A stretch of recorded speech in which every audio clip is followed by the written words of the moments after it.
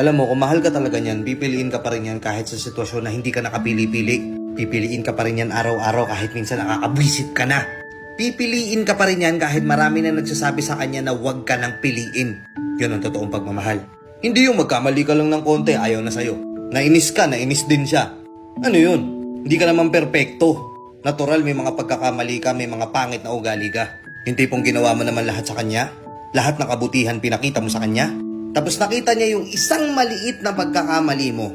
Isang maliit na flaws mo. Ayaw niya na agad sa'yo. Putya, di ka mahal niyan.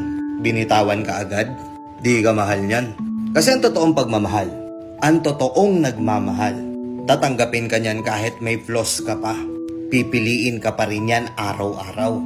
Kahit nasa sitwasyon na kasuko-suko na, lalaban at lalaban pa rin yan para sa'yo. Pero kung maliit na bagay bumibitaw yan, lipat mo na yung pahina. Baka hindi para sa'yo yung topic dun sa pahina na yun. Nakuha mo? Ganun ang totoong nagmamahal.